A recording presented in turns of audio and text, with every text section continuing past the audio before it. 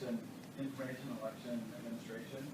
I thought we would start. Hold on just a minute, because if we're not talking in the microphone, the people that are watching won't hear. Welcome, everyone. My name is Jason Gant, County Auditor from Charleston, and we're going to do a brief introduction about election administration, some of the specific stuff that's been going on. Sherry has put together an amazing PowerPoint that we'll start as our overview, and then we'll open it up to question and answers. But to begin with, we'll start with the Pledge of Allegiance and then get started.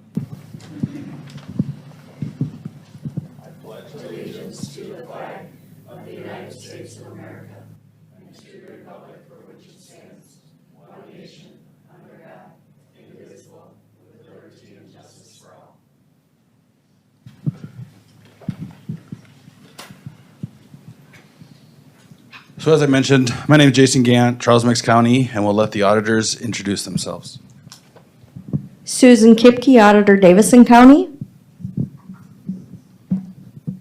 Tanya Heineman, Moody County. Jackie Sieverdeen, Union County. Teresa Hodges, Spink County. Sherry, Lincoln County.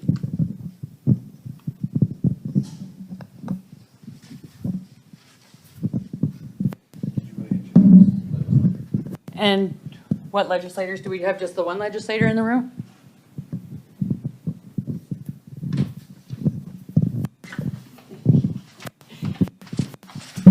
Ernie Ott, be out of District 6, which is Harrisburg and T.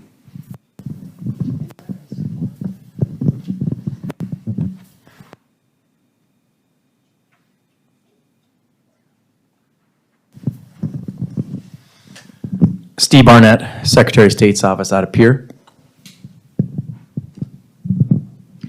Chris Jacobson, Executive Director, South Dakota Counties.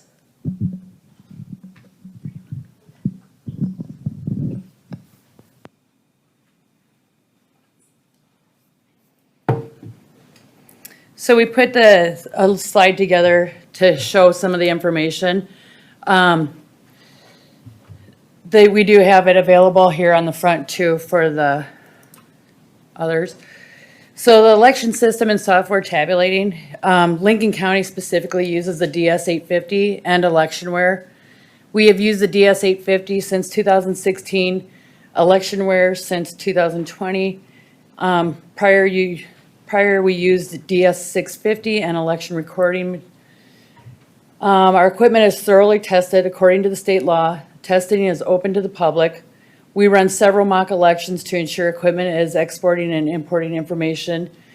What we've started doing as of last year, we get a test deck from ES&S, but then we do create hand ballots to add, or we fill in our own ballots so that we can see that, to alleviate some of the concerns that we've heard regarding getting the test deck from ES&S. So we put some of our own in there just to make sure that the machine is running the way it's supposed to.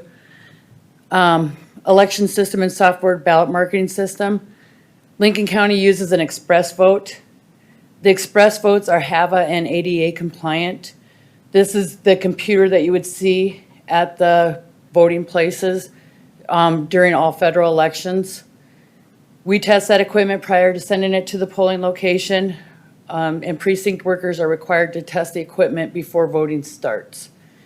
These machines are required because of the ADA. They're used for people that have disabilities, but we cannot deter. If you want to use it and you don't have a disability, we can't deter you from using it. So the big one, the cast vote record. Currently, we do not print off a cast vote record. We have not done it. At this point, it is on a flash drive that is sealed with our ballots per 1217B15. Those are only opened if we are court ordered to open them. The Electionware EMS can create this record, but we are not required to create the record. We do have to give the information in the format it is kept, which we can find on our county canvas. The county canvas is published on our website under elections, past election results.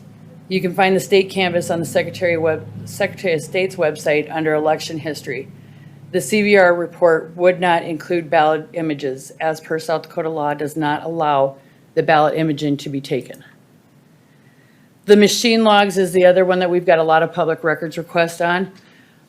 This is the paper that prints out on the dot matrix on our DS 850.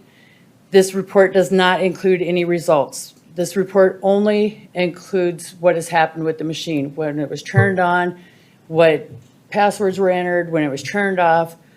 And so this report is proprietary, and it's confidential, and it has trade secrets, which are not public. And that's 127 1.5-3.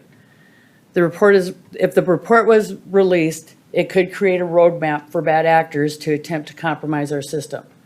That's why that one is not a public records. The audit log continue.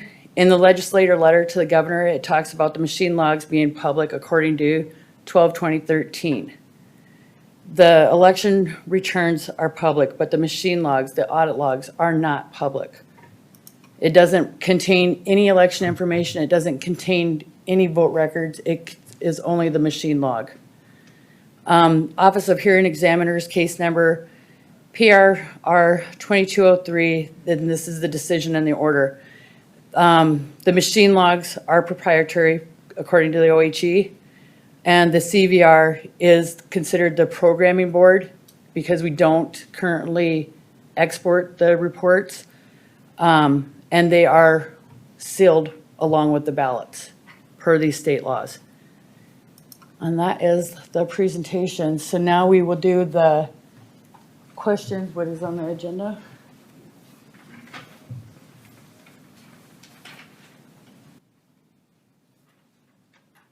So I don't know if the other auditors want to go through then and state the machines that they use. We use the DS 850 as same as Lincoln.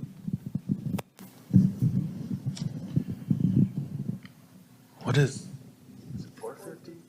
450. So many 50s. Charles Mix uses the 450. We're obviously not as large as Lincoln and Davison, so that's why we have a smaller machine. And then I think there's even an even smaller machine for counting. We use the DS 450 as well. We're a smaller county in Moody. We also use a 450. We have two of them. Hi, I'm Phyllis Barker. I'm from Douglas County. So we are a small county and we use a DS 200. We use the DS 450. So the ballot counting machines are tested, as I expressed in the PowerPoint.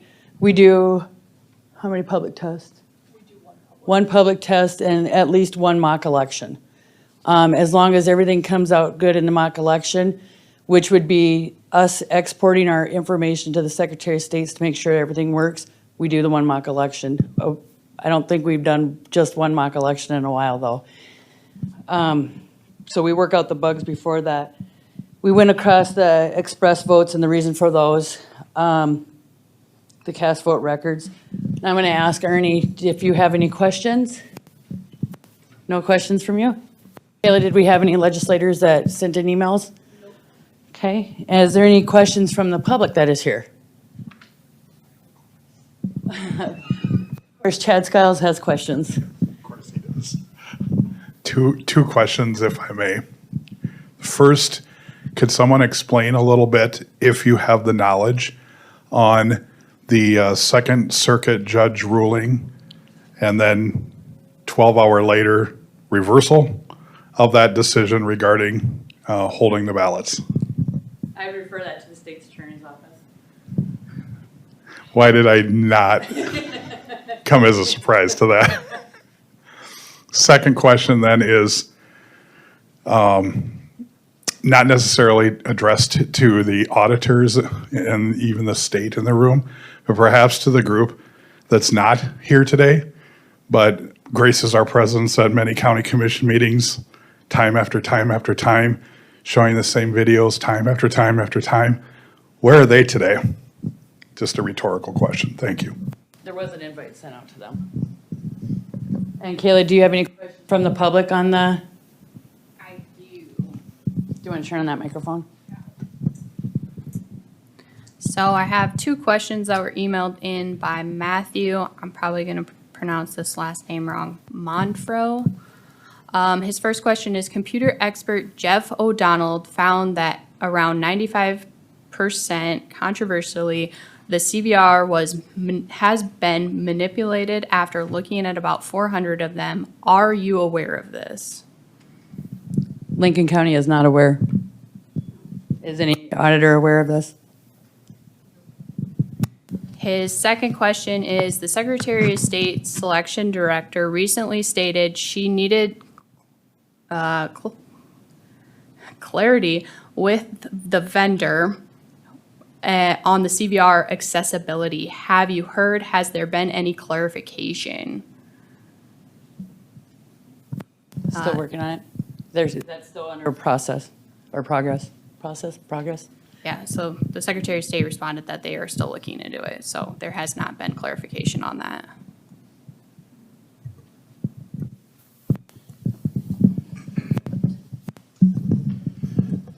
Something to keep in mind, like this, the CVR, I've been in elections a long time. This is the first time I've even heard about it. So it's never been something that's hit the area where it could be something with elections. So, I mean, it's great that I guess our machines do this information, and if it's one more way to provide additional information to the public about the accuracy of the machines, I think we're all pretty much in favor of anything we can do to show that our elections are accurate and the ballots are being counted correctly. One thing I did, because this was the first election, the June 22 primary was the first one I was hands-on with the machine, and what I did was I just took 10 ballots, marked them up, and had, 6 votes for this guy, 3 votes for this guy, and 1 vote for that guy, and ran it through the machine. So I could obviously hand count 10 ballots. It takes no time at all. And you run it through the machine, and the machine kicks out the exact same results. So I guess my concern with learning about the CVR and more information about it is I'm not quite sure what is possible for, like this person said, 95% of it's been hacked or whatever. Because when I just take 10 sample ballots, fill them in, run them through the machine, and the machine tells me the same results, I guess I'm pretty confident that that's working correctly. I mean, if those counting of the ovals don't work, I mean, maybe my daughter had a higher ACT score than she initially thought. But just taking a small sample like that, running it through the machine multiple times, and I'm going to do the same thing here in probably the next 30 days, is take 10 more new sample ballots from the general election, mark them up myself, run them through the machine, and see what the machine spits out for results. So I guess for me, I'm trying to figure out what benefit the CVR has so that it can make us even better, which would be great. But right now, when I just do that small sample, I mean, it's working. When we do the big samples, it also works. So I'm interested in learning more about that, and hopefully we can have these computer scientists give us more information about the value of that and how we can use it to improve our elections. But right now, all the little sampling that we've done, it's been spot on, so. I would agree with you, Jason, and that's why Lincoln County put the extra ballots in there to mark them, just because we've heard the rumors about how the ES&S was programming it, then they give us the test ballots, and then, so if we added our own ballots in there, then it's an extra step of security. And again, the public tester, open to the public, they would see that that's what we were doing. Okay, now since you opened the door to this, I signed on to the letter going to the governor. One of the committees that I work on is government audit, and we looked at it. We had information brought forth to us. And it was principally, the only thing that we could actually find on it was people not knowing how they were registered, and that part of it being. But the thing that, why three of us, I think, signed on to the letter is that as soon as we got done with that meeting, that's when we got the ping from the outfits saying that, I forget, 125 dead people were voting and whatnot. So it gives you a second to pause and going, all right, what if? And so that's why some of us did sign on. I can tell you that my wife has been involved in questions on when a vote has come up, say for a state official, and we're within the margin of testing it. We're down to one vote that gets flipped. I mean, it's to think that there's widespread fraud in it. I mean, if you can, statewide, I think if you can come up with 5 votes on any election, you'd be hard pressed. We're that accurate. So that's it.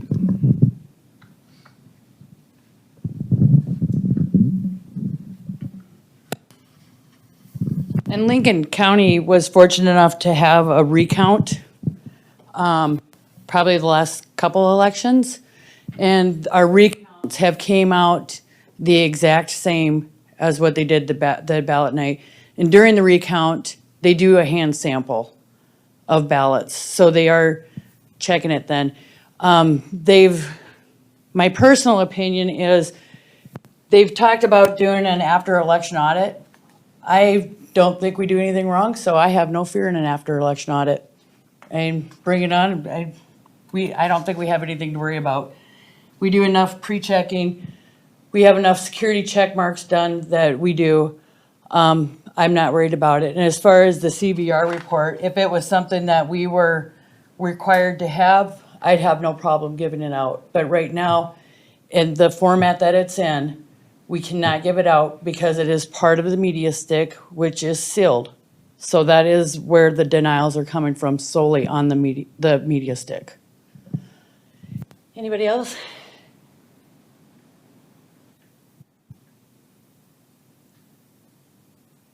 And no more questions? Okay.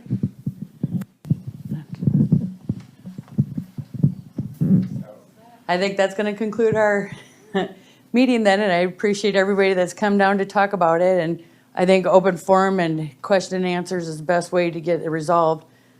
I want to address yours as far as voter registrations. A lot of people do come to the elections and they believe that they've registered as a Republican, or they changed it to an independent, or they're a Democrat, and they know for certain that they changed it. We can pull them registrations up right in our office and show them.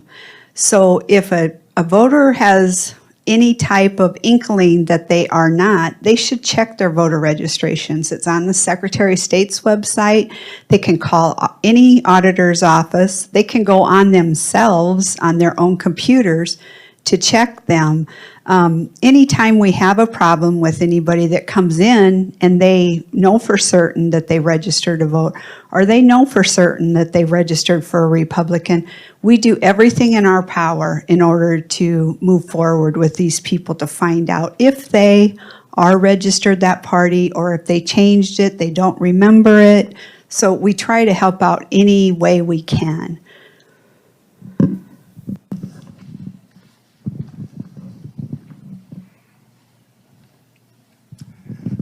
Just to add in on that, the GOAC group, when we're asking those principal questions, one of the problems that was happening when we redistricted, we split precincts.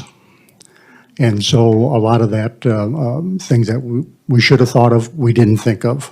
And so there's where we found out that a lot of our problems also were running up on that. I've always voted here, and now I'm not here, and what went on? Well, every 10 years we redistrict. I also agree with that, because I do have some people that I had to move for precincts. But in the same token, it is voters' responsibility to make sure that this is what they are or what they do, you know, and we published it and everything. So I do believe a voter also has some responsibility. It's not all on the auditor's office to make sure that you're correct. If you don't feel that you're correct, you should contact us and let us try to help you. And we're here to help. We're not here to hinder anybody or discourage or anything like that. We're here to help you, so. We came to that conclusion too, that indeed was it. And in a free society such as there is personal responsibility that has to be taken up. And so that's where I wrote a letter to the T and Lennox papers. Lincoln County, I think, does a good deal. My signature on there is when I started getting all that other information, the what if snapped in. And so I've always been one of those strange cats that the best government is open and transparent. And when I first got up here, one of my mentors said, that's the first thing that you learn to do. Pull up your sleeves. If you bring the bill, I've got nothing to hide. Ask the questions. And so that's the way I... Yep, and that's what we try to do. So, and as far as I've heard some people state, or when we watch the stuff in Peer, we've seen where people say they have different stuff that these people have signed and we've asked for them to bring them forward. They've never, what were they called again? The affidavits. The affidavits. They will not bring them forward. They're saying that we were making people vote on the wrong ballots. I don't feel that that's correct. We have to balance our ballots. You know, when somebody goes in to vote, we have to recap all our ballots, and our voting precincts have to recap the ballots after they get done for the day. So our ballots are always recapped. We're not short ballots, we're not long ballots, and as far as absentee goes, you can't absentee without your driver's license or signing that you are the person or coming in. You know, there's a lot of checkpoints, and a lot of stuff is being overlooked when some of this stuff is coming out. And I feel bad that people think that the auditors in our offices are the ones that are trying to slip something under the rug when we're not trying to slip stuff under the rug. Making me do a lot of walking today. Just maybe a summary question, and that is that as a citizen and as a voter in South Dakota who does appreciate and believes on 100% in our system and our county auditors and our Secretary of State to conduct an honest, free, open election, what can I do as that citizen voter to help you dispel, do I dare say, the alternative facts that seem to be constant, coming from what I've seen, a well-organized group, and they're all over the place. What can I do to help? Because every time they get up and they talk about this stuff and they show these videos, it is planting a seed of doubt in probably a majority of the citizen voters in South Dakota who don't take as active of a role in their city, county, state, and federal government and elections. What can we do? What can we do to help?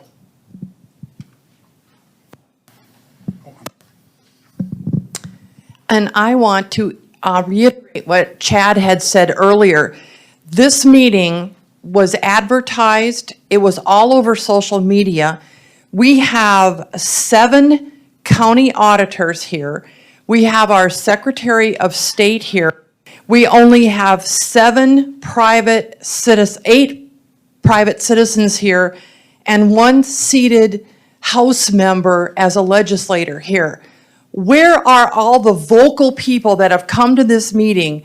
all the time. Where are they? Where are the candidates that are talking about election integrity? Where are they? We had 2 emails about questions from the public. This is insane in the public's eye, and I want to go on record calling them out that if you can't come here and talk to the auditors and the Secretary of State when you say that there's election fraud in South Dakota, then that's on you. Don't be pulling those rumors when you can't come and publicly ask those questions and be transparent. Thank you, Sherry. You know, everybody worries about these people questioning the government. I think question your government. 100% question them. There is nothing wrong with the question. I'm not doing anything wrong. I have no problem answering the questions. Feel free to question. Now, when it comes badgering, bullying, you're probably stepping over the line, but bring it if you want to. We do have another question online too. Before we get to that, I just wanted to mention, I think the letter, the 24 legislators who signed the letter, I think it was kind of a wake-up call. Well, to me as an auditor, and I don't want to speak for all the auditors, but I believe for a lot of auditors that we need to do a better job of educating legislators and the public about what we do. It seems like during election season, all we're doing is putting public notices in the newspaper. So, I mean, there is so much information that comes from our offices that maybe it's too much and it's just people just glaze over it or just don't read the public notices. But maybe we have to do a better job of educating the local government committee at the legislature, all legislators in general. Maybe we need to do a better job of saying, hey, local legislator, we're testing the machine next Tuesday. Please come to the courthouse and watch us do this. You know, I don't know if we have to pull them out of their offices to come see this, but there's so much misinformation out there, and it's next to impossible to stop it, let alone slow it down, that we have to then talk about what we do and what processes we do have and all the double checks and triple checks and all the recaps. I don't know how many times my staff or the poll workers are sitting there counting ballots and making sure we have everything. I mean, sometimes it seems like we're going too far, but then nobody knows that we're doing all this stuff. And I think that's probably where, as auditors, we need to do a better job to get the legislators to understand and then hopefully the public. So the question we have is from Matthew again, and he says, I was informed that the EAC standard for a test is 2,500 ballots. Do larger counties follow that? Lincoln County does 25 ballots per style, per state law. And then we go above that and include our hand-marked ballots into the mix.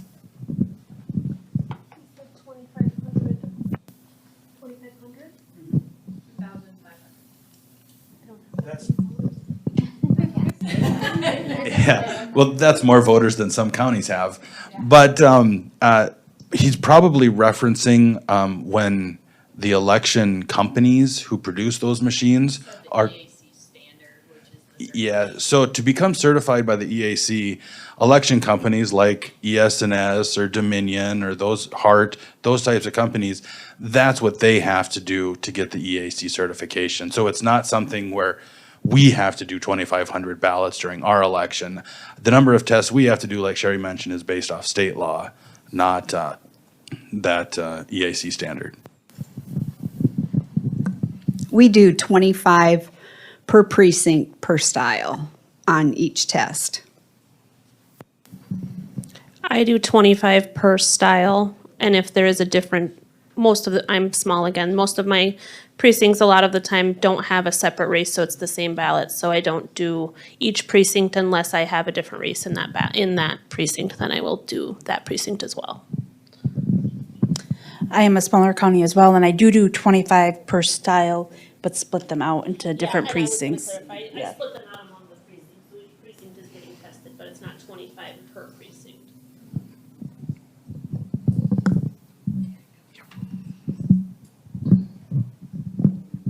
I just just want those in my county to know that I do about 40 because I combine, like they said, I do about 40 per precinct, per style, just to be on the safe side. So, and I combine the pre-marked ones with ones that we mark ourselves. And I have 2 staff do it so that there are 2 people accountable for that test.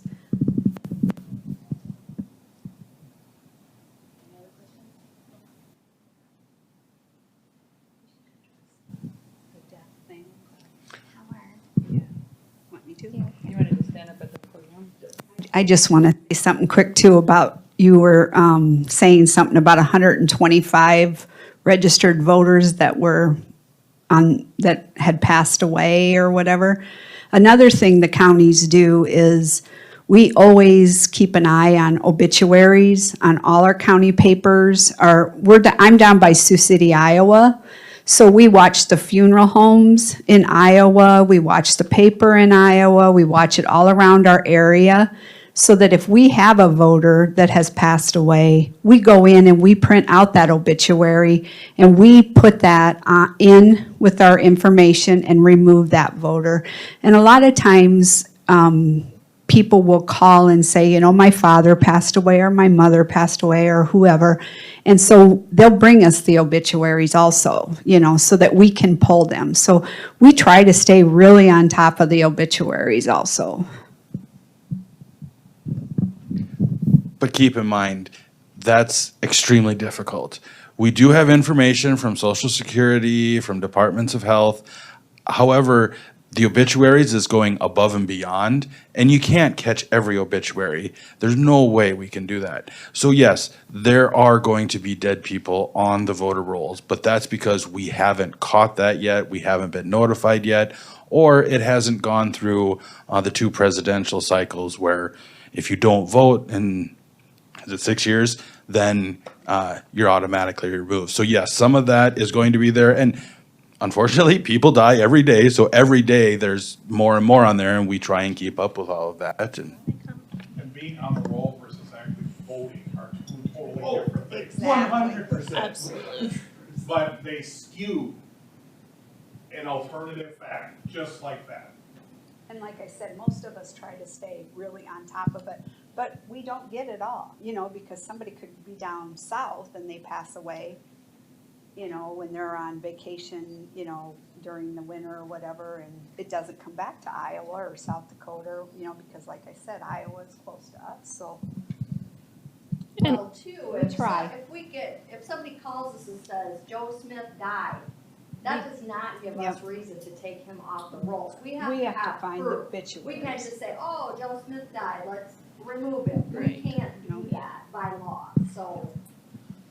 So in my county, I'll give once I get my election board set, I'll give my election, like a week before the election, I'll give the superintendent a copy of the registration list and ask her just to look over it and see if there's anybody that pops out that she knows. And then if I can go back and look for that obituary, then I'll take them off before they go to the polls. But I think that was a really good point. Just because they are on the list does not mean that they're voting.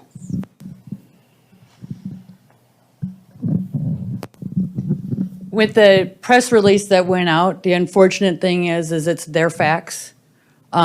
We've asked for the information. I know I have. I'm sure other counties have. We've asked for information. Give us names. Give us your affidavits. Let us research it. If there's something wrong, we certainly want to fix it. We don't want to have wrong voter rolls. We don't want to have misinformation. On the one thing they said was the people over 125 years old. Well, what happened is we went from 1 to total vote. And if they didn't have a birth date in there, it defaulted it to 1900. Well, guess how old that makes you?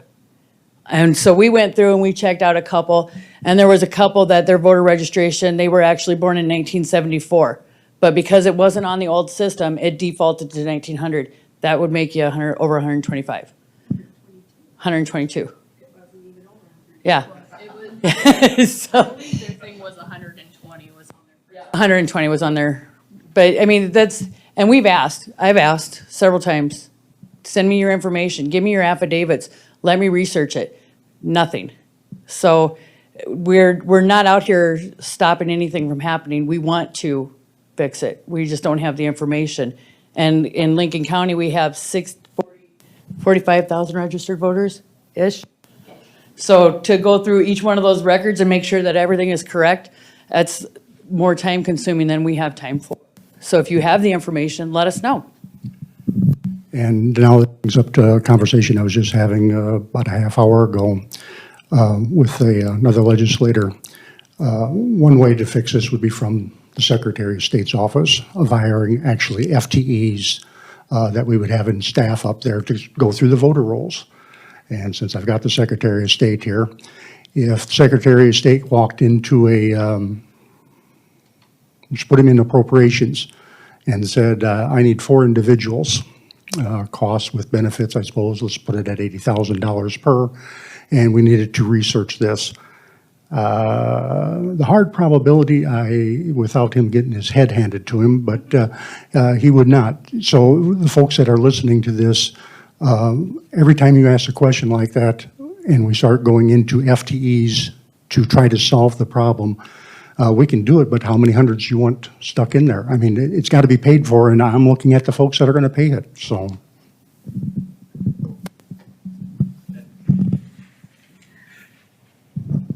Keep in mind, those dead people that are on the voter rolls, they have to show a driver's license to get their ballot on election day. So that's going to be kind of difficult if they're not alive, so.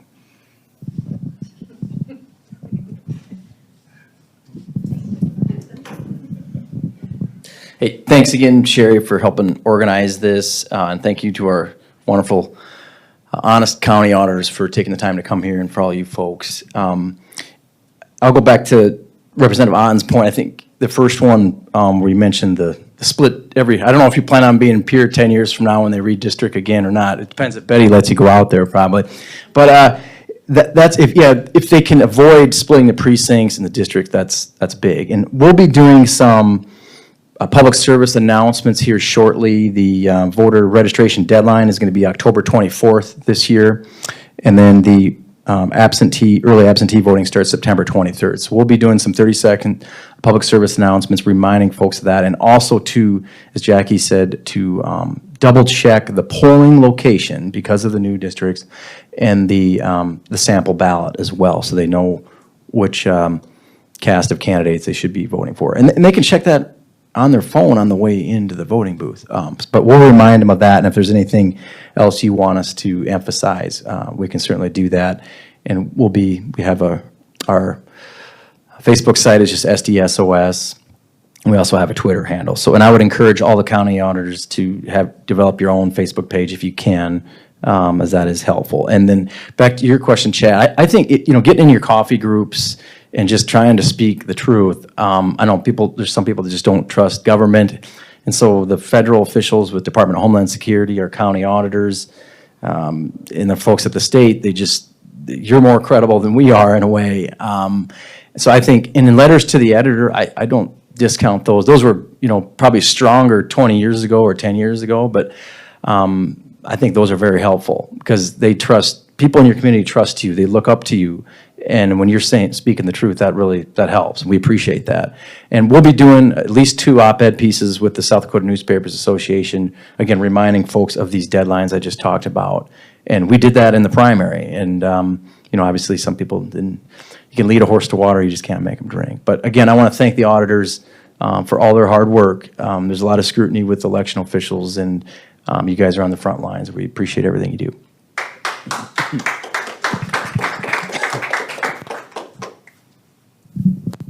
Any more questions, Kayla? Okay. Anybody else got anything that they want to say? Okay, well, Lincoln County, I'm sure, as the other auditors, have an open door policy. So anybody that's willing to come in or wants to come in and talk, we are here 8 to 5, Monday through Friday, except for holidays. And we've always got somebody in the office. So come in, talk to us if you want to. We are free for that. Again, thank you to everyone for attending, and special thanks to the auditors. If there's more opportunities in the future, we're willing to put on a roadshow and go visit with the legislators and visit with the public. it's too important for people not to believe in elections. I mean, that's the whole future of every single elected official. And if people aren't believing in the elections, then we're really failing at our jobs and we have to do better. So again, thank you all for coming and appreciate all the input. Thanks.